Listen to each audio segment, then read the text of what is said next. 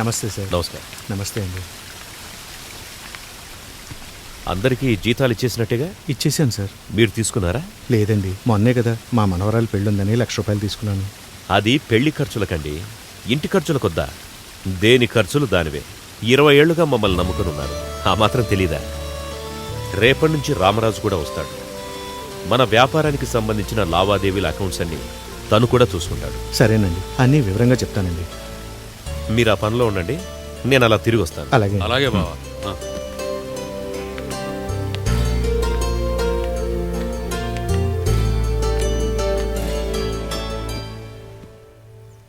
చెల్లెమ్మా, రామరాజేడి?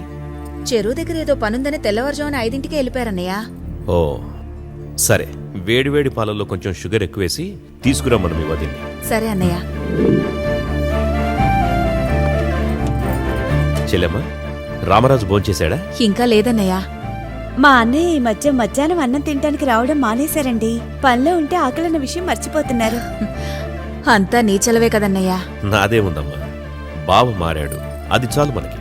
ఎన్ని కోట్లు సంపాదిస్తే వస్తుంది సంతోషం?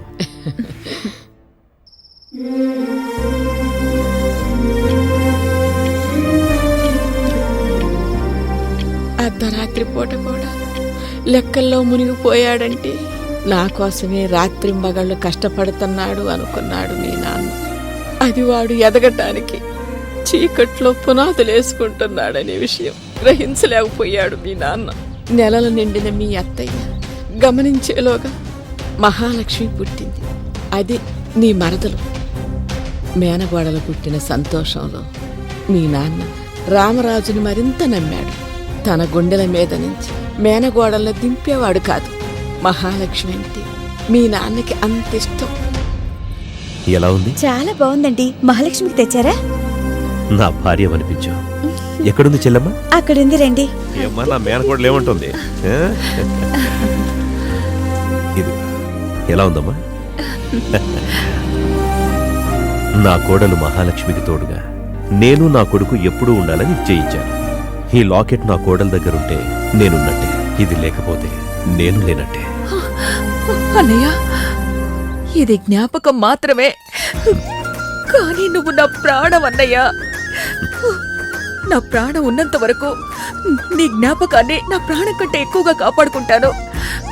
అయినా నువ్వు నా మేనల్లుడు ఉండగా నాకేంటన్నయ్య భయం? సరిపోయింది. ఈ అన్నా చెల్లెళ్ళ ప్రేమ చూస్తుంటే దిష్టి తగులుతుందేమో అత్తయ్య. ఏ మాయదారి కళ్ళు వీళ్ళ మీద పడకుండా దిష్టి తీసేయాలి. సితిమంటను కూడా వాడికి అనుకూలంగా చలిమంటలా వాడుకుంటాడు. అంతటి ఘనుడు మీ మామయ్య. ఏ రోజు నోరు విప్పని మీ మామయ్య ఆ రోజు నోరు విప్పి బావా అని పిలిచాడు. బా రామరాజు రా. బావనావా? కూర్చో. ఏంటి విషయం? అబ్బే ఏం లేదు బావా, 100 ఎకరాల చెరువు అమ్మకానికి వచ్చింది. ఏకబిట్టు అవతలోడికి అవసరం, మనకు లాభం. కానీ ఇప్పుడు కొండమంటే మన దగ్గర అంత డబ్బు లేదుగా. డబ్బులు లేవు. నా దగ్గర ఓ ఐడియా ఉంది. మన లెక్కలు కరెక్ట్ చేసి చిన్నగా పెట్టుబడులు పెట్టా.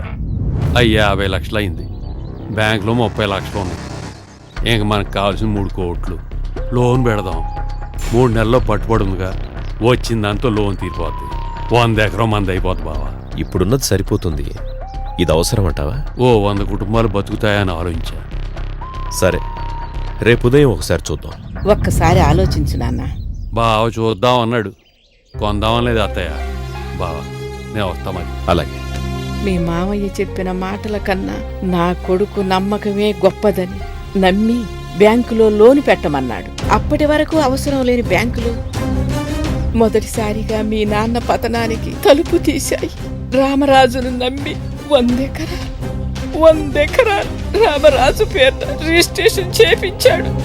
10 మంది కడుపులు నిండుతాయనుకున్నాడు. నష్టం కూరలు చాపింది. చెరువులో సరుకు చేతికి రాలేదు. ఉన్న ఆస్తి బ్యాంకుకి చెందింది. కొన్న ఆస్తి మీ మావయ్య చేతికి పోయింది. ఎందుకు ఇలా జరిగింది అని మీ మావయ్యని అడగటానికి చెరువు దగ్గరికి వెళ్ళాడు మీ నాన్న. రామరాజు, ఎందుకిలా జరిగింది అని అడగను, ఎందుకిలా చేశావని కూడా అడగను. ఇంకా నీకేం కావాలని అడుగుతున్నా. బావా రాసింది నేను రికవరీ చేస్తానుగా, నువ్వు ఉండు ఒక నిమిషం.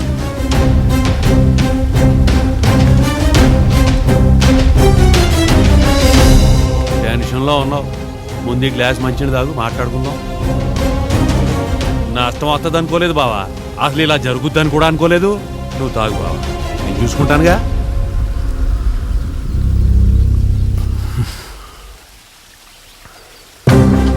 నీకు కావాల్సిన లాభం దొరికింది కదా, అందుకే వచ్చిన వెంటనే ఇంకా నీకేం కావాలని అడిగాను.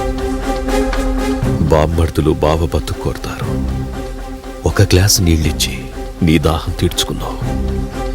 నా నమ్మకాన్ని నీ దగ్గర వదిలేళ్తున్నా. అది నీ జీవితకాలం నాకు బాకీ ఉన్నట్టే.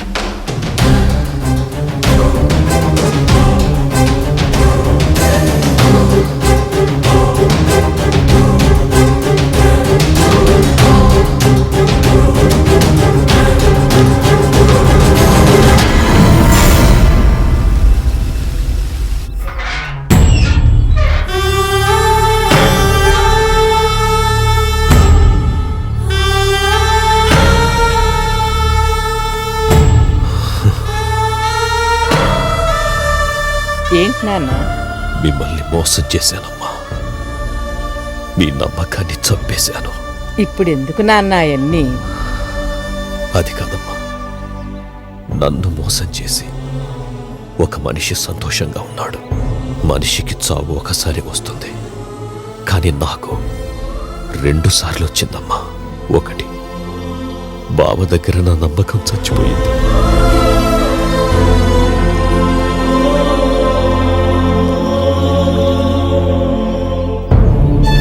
2, మీ దగ్గర ఇలా.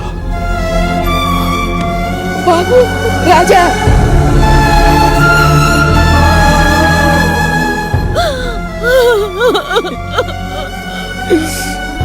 ఆఖరిసారిగా వాడి ముఖంపై ఆ నవ్వు, నమ్మకం అలా మిగిలిపోవాలని చివరి కోరిక.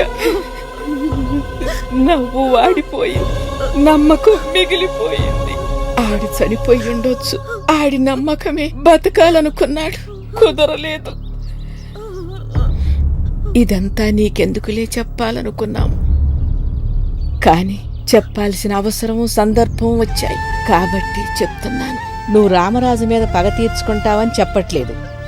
మహాలక్ష్మి నీ మరదలు, తన మీద నీకు హక్కుంది. రామరాజుకు నీ మీద చేయి చేసుకునే హక్కు లేదు. అయినా నా ఎర్రిగాని ఇదంతా చెప్పినా జరిగిన దాని గురించి ఆలోచించేంత వయసు, పట్టించుకునే అంత టైము రెండూ లేవు కదా నీకు. దొరబాబు బయటికెళ్తాడేమోనమ్మా, ఎప్పుడు తిన్నాడో ఏమో. ఈడికి కొంచెం అన్నం పెట్టమ్మా.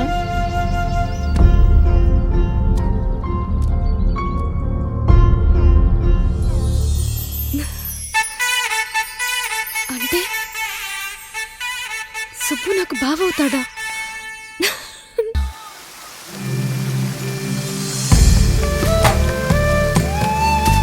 సుబ్బు ఇలా ఉంటే బాగుండవురా. ఏరా, జరిగిన దాని గురించి ఆలోచిస్తున్నావా, జరగాల్సిన దాని గురించి ఆలోచిస్తున్నావా? చచ్చిపోతాడని తెలుసుండి నీళ్ళెలా తాగాడ్రా? అలాంటి ఆయన్ని మోసం చేయాలని ఎలా అనిపించింది? నమ్మకం ఉన్న చోటే మోసం జరుగుతుంది. కానీ ఒక మనిషి నమ్మకం ఇంత గొప్పగా ఉంటుందా?